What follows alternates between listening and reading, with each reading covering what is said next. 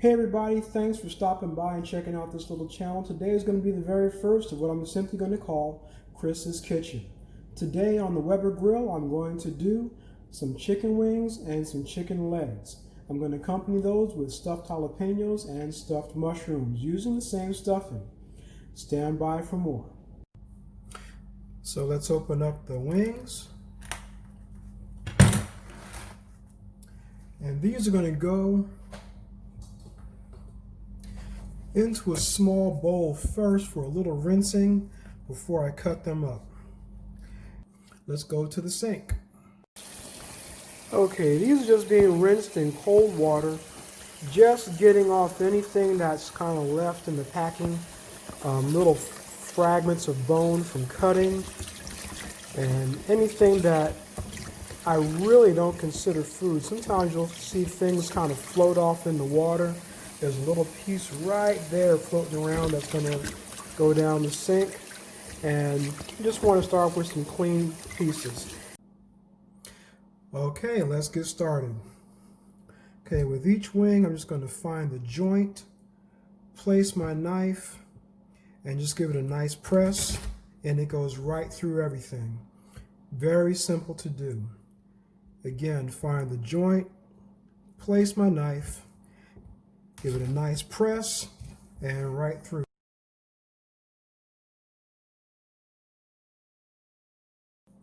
Okay, there's my chicken wings. They're in a nice metal bowl there, waiting for me to season them. One of the things that I really do not do is I do not depend on the sauce. I like to start off with good wings, then give them a good sauce.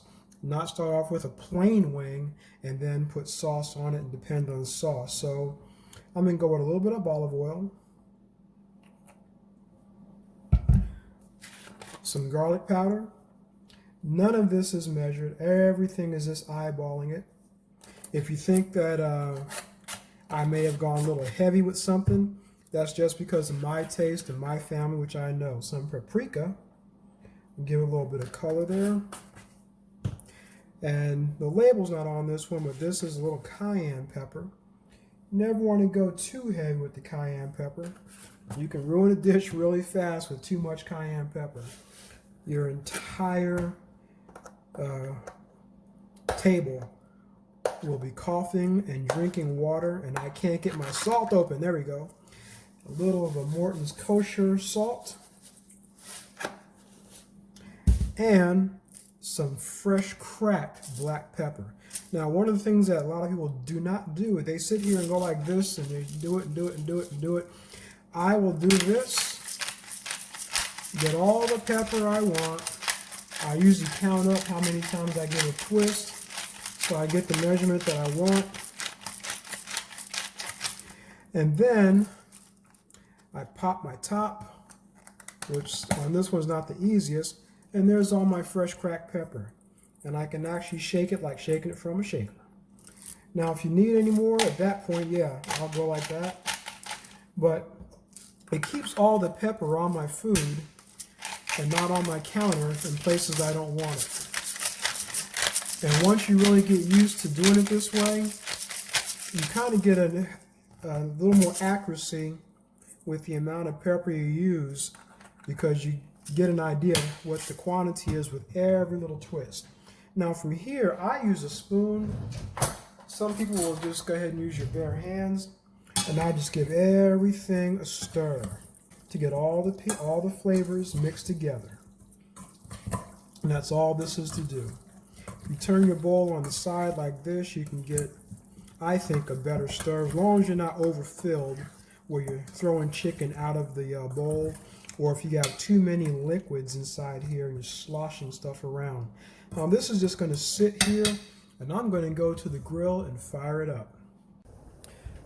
And this is my Weber Performer grill. The grates are pulled out because I'm going to set it up kind of like what's called a slow and sear style, but I do not have a slow and sear. It is on order. So I'm going to wrap the charcoal grate about 2/3 with foil and light my charcoals, and also my top grate's just going to stay as is. Okay, now as you can see, this grill does come with a propane assist. I'm not going to use it today. I'm just going to use some matches. And if you see some torn off pieces of my B&B charcoal bag, that's because I use the bag to light my charcoal with my chimney. But today I have some leftover paper just from a previous barbecue that has a lot of oils and grease in there, and I will use that. It'll burn fine to light my coals. And my chimney is right there. It's already got some charcoal in it.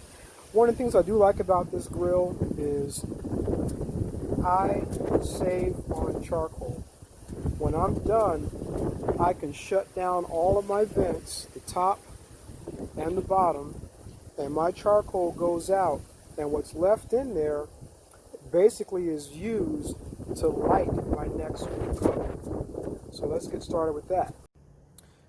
Okay, one match and that paper is going. If anybody had noticed it before, I didn't have my ash catcher in there. So my ash catching pan is now in there. And if you notice, I marked it just with a marker. The C is all the way closed.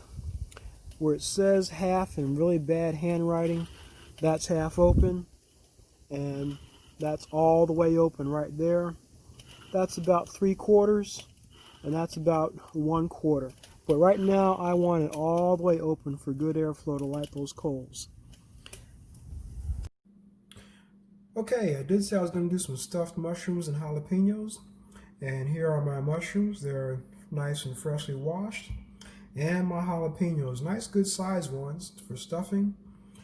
Inside of both of those is going to be some Colby Jack cheese, some full fat cream cheese. You can use low fat if you like. Some spinach, some more garlic powder. Not going to show you, but also some salt and pepper. Also, the stubs from the mushrooms, they just come off so easily. These will also get diced and put back inside the stuffing that goes into the mushrooms and the jalapenos.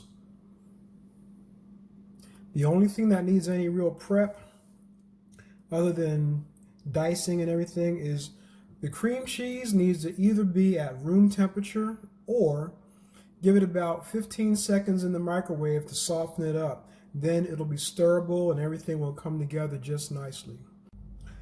Okay, one of the things that you may want to have, if you like doing stuffed jalapenos, you want this tool, and I'm going to show you why. Let's take a jalapeno, remove the tip, and the edge of this is serrated, as well as the inside and the outside. It's not sharp, but it just has a little serration. There's also a little grating tool inside here also, which is kind of backwards to me. It's kind of like I'm going to grate it from the inside, but it still works. If I take this and just go along the jalapeno and just kind of twist as I go, I want to hold this firmly so I don't puncture through, and I can go back and forth. Now once I get to a circle, I just keep inserting and keep twisting almost till I can't go any further, and you can start to see seeds falling out. Now if you have guests or family that don't like the heat of a jalapeno but like the flavor, that's what you want to do. This will get in there and get a lot of stuff out. And that's if you like stuffing your jalapenos whole without slicing them in half. And that's what I intend to do, and that's what I like to do. Now I will also go to the sink and rinse these out to make doubly sure. But even without rinsing it out, let's give you a look and see exactly how much stuff I got out. And that was pretty quick. And I can see a few seeds down in there, but for the most part, that's pretty cleaned out. Okay, I'm not going to use every single mushroom stump. I'm just going to use a few, maybe just 2 or 3, but just a little push to one side then the other, and those things come right out. Leaves you a nice cavity to put your stuffing in. Now my spinach, I'm just going to take this and kind of bunch it up. Doesn't have to be neat in any kind of way. And just start with my knife, and I am no professional, you're about to see, and just start chopping. And I just keep an eye. I'm not one of those guys that can do this without looking. I do try to keep my fingers curled back so the knife will push my fingers away. You want to have your knife nice and sharp when you do this. That way you're not fighting your food. You're just kind of pushing and making the motion.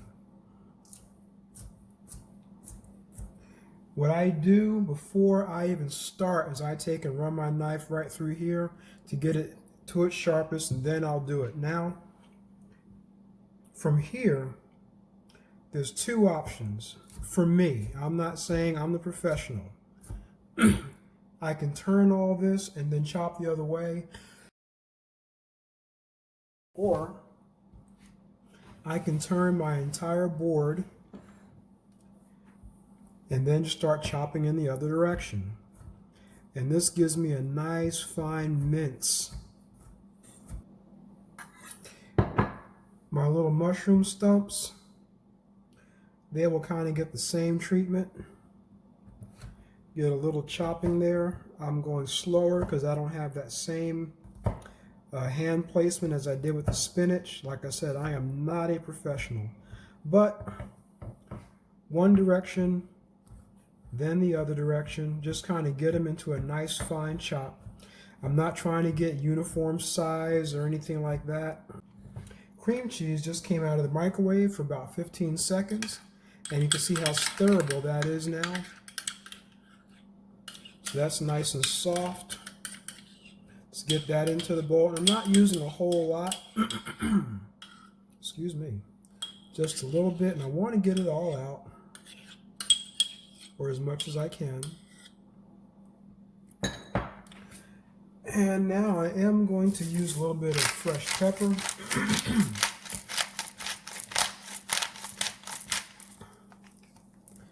Not too much. We're not trying to season a whole bunch of chicken anymore. That goes in. I do like a fair amount of garlic powder in here. It does really enhance the flavor. And I'm not going to use any salt. I'm just going to take this and stir it up. I stir and mash. And what that does, it kind of turns everything over. Mash really forces the cream cheese to go through everything. And the cream cheese acts like glue, holding everything together. So when it goes into your food, as you're scooping it in, it scoops in nice and easy. You can see it coming together right away. And the only secret with that makes that happen, is that I put that cream cheese into the microwave for 15 seconds to make it soft enough to be stirrable. So there's my stuffing.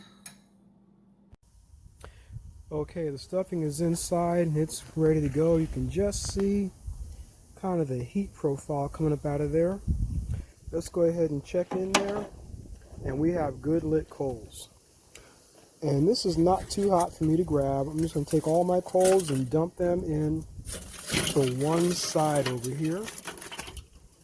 And if you see, there's not very many. I don't want a lot, and I'm going to show you why. Okay, here is my setup. I have just the charcoal that was left in my grill, lighting some fresh charcoal that I just put in, and I am using some B&B 100% natural lump. Okay, now I generally do all the time when I stuff my mushrooms and jalapenos. With the mushrooms, it's not so difficult. I can use a butter knife, but with the jalapenos, I use the back side of my teaspoon. But I'm going to go ahead and do the mushrooms first, and you'll see why. So this becomes my scoop into the mushrooms. And there are my mushrooms. Now the jalapenos are nice and deep. Same scoop, I go across the top and just push it down in there. And the back of the spoon, you can do this with a butter knife, but the back of the spoon is smaller and just fits inside a lot better for me. I try to get mine to where they're just stuffed to the top, but not overflowing. All right, let's take a look at our chicken. It's been sitting here for about 45 minutes or so. And let's go take a walk outside and see what the grill looks like. Make sure it's ready. Okay, I'm looking for a temperature of about 275. And I am just about there. I'm wide open on top. I think if I go to a little more open on the bottom, right about there, because it's not always open, I should get there. So I'm going to go ahead and get my chicken and bring it back out and put it on the grill. All right, there's everybody arranged nicely on the grill. Coals are going well. More coals to light up. My water pan is in there nice and full. Let's close her up and give her some time. All right, these guys have been on here for about an hour and a half and they are looking good. And it's time to sauce. Okay, my neighbor just started weed eating his lawn, so there's a lot of background noise, but everything is done. Wings are looking good, and all of my stuffed jalapenos and mushrooms looking good in there also. I'm going to take care of a few things inside and take these off the grill. Okay, the stuffed jalapenos and mushrooms are looking good. One had a little bit of a spill and was no problem. There's a little bit of broccoli on the stove inside, and all the chicken came out just fine. Like I said, this is the first of hopefully several videos to come. If you like this kind of stuff, please like and subscribe. Let me know in your comments, maybe some things you'd like to see. I'm not limited to the grill. This is going to be Chris's kitchen. Sometimes it'll be inside, sometimes it'll be outside. God bless you all and have a great day.